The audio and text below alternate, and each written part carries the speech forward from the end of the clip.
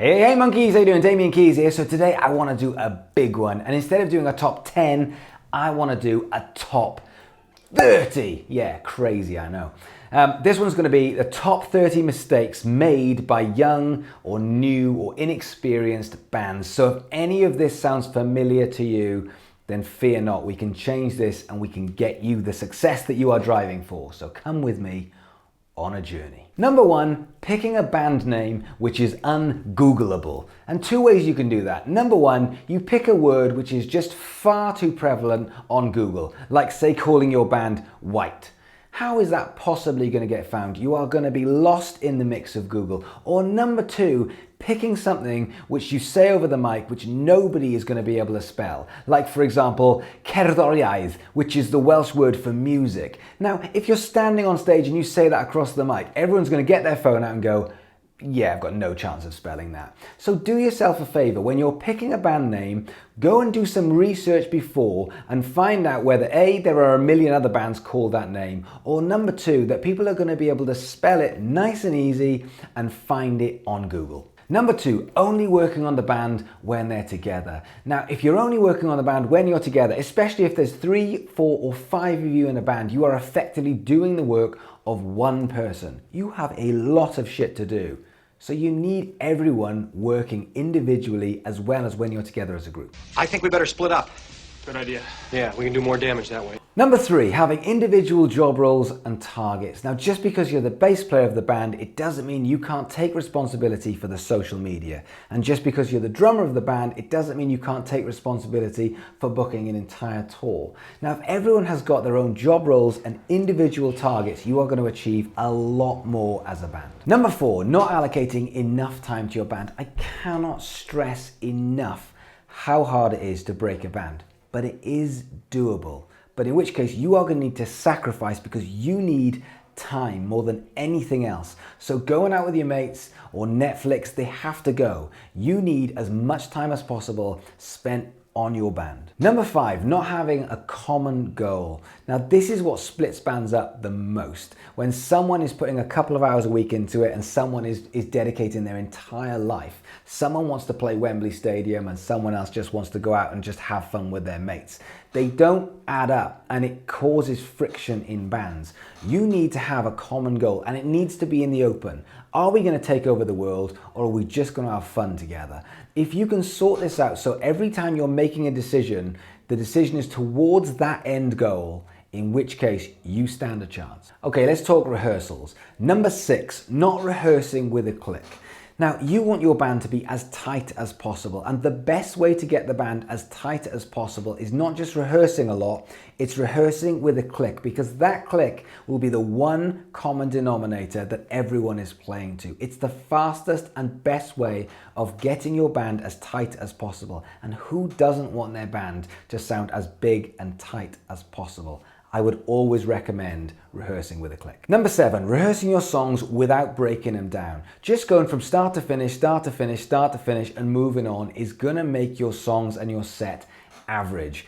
If you want to perfect it and make it sound as big as possible, you need to stop whenever something doesn't sound right and just rehearse that little bit and even break it down. Let's just break it down to drums and bass. Then we'll bring in the guitar, then we'll bring in the second guitar, then we'll bring in the vocals, then we'll bring in the backup vocals, and we're just going to do that chorus and we're going to loop it again and again and again, and we're going to analyze it and we're going to fix it. Break things down, and that is the best way of getting your songs as tight as possible. Number eight, rehearsing the songs and not rehearsing the show. I can spot a band that does this a mile off. A band that just rehearses the songs means the show doesn't really feel right, doesn't fit together. And don't forget, when an audience is paying to come and see you play live, they are there because they want a show. They don't just want to see the songs. If they want to listen to the songs, they can listen to them on Spotify. So I want you to think about rehearsing an entire show from start to finish, what you're going to say, the links between the songs, how short the gap is between the songs, any ways that you're bringing songs in and bringing songs out, any messages that you want to get across. This is a show and not just a number of songs bolted together. Number nine, spending money on gear instead of spending it on promotion. How many bands do you know where the musicians have got thousands of pounds worth of gear, a £2,000 guitar or a £5,000 drum kit. Meanwhile, their Facebook's got 500 likes. That's because you're spending the money on the exciting musical gear, which is great, but what that is, that's a hobby. If you want to get your band ahead, you have to acknowledge that promotion is a big part of this. Content is a big part of this, and how you get the reach and spread the message is a big part of this, and this does take time, effort, and money. So if you're spending all of your money on your guitars and none on promotion, then just acknowledge the fact that this is a hobby and not a career. Number 10, trying to record too many tracks in one day. Inexperienced bands do this all of the time, where they want to try and maximize a studio day and try and record their entire EP in one day. But there's no attention to detail, so it comes across sounding really weak and practically live. Don't forget, in order to make music, the genius is in the attention to detail, and that takes time. And studio time goes much faster than normal time. I'm sure you've had this. So allocate the correct amount of time to the songs that you want to produce so that you can release the best music that you can release. Tip number 11, trying to play venues which are too big for the band. If you can bring 30, 40 or 50 people to a venue, then don't try and play a venue which holds 250 or 350 people, because they're rattling around and it looks really, really weak. You're better off playing smaller venues which are rammed, or even better still, where people can't get in because it's too full, because that is vibe, vibe, vibe. Tip number 12, trying to play gigs for too long. If you are a band that hasn't been going for too long and you don't have a big fan base, don't try and play for 45 minutes. Think about the audience, not thinking about yourself. I know you love it on stage, but the audience wants to see you get on stage, tear it up, have a great time, and get off. 25 minutes is enough, and it gets the message across, and it allows you to get on stage and make the best show possible. Don't languish around the 45 minutes or try and stay on stage for an hour, because your audience will get bored. Tip number 13, finishing your show with the biggest song. Now, when you're the Foo Fighters or Muse, you can afford to do this. People have paid the money and they're staying till the end and they want the big crescendo.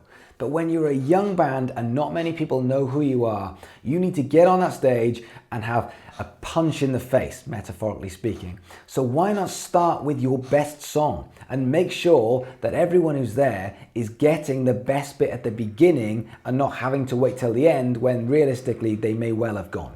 Tip number 14, not gigging for free. Ooh, I brought money into it and you deserve to get paid.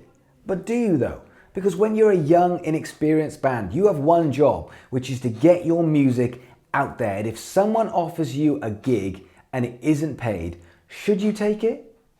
Absolutely you should. This is an opportunity to build your fan base, build your community, grow your audience, and get your music out there. And you never know who's going to be in that audience. So should you be gigging for free? In my opinion, 100%. Tip 15, crossing over genres into your music. Now, just because you can play funk and you can play rock and you can play metal and you can play pop, it doesn't mean that you should try and put all of these into different songs. It will confuse your audience, and more importantly, it will put them off. If you try and please everyone, you are guaranteed to please no one.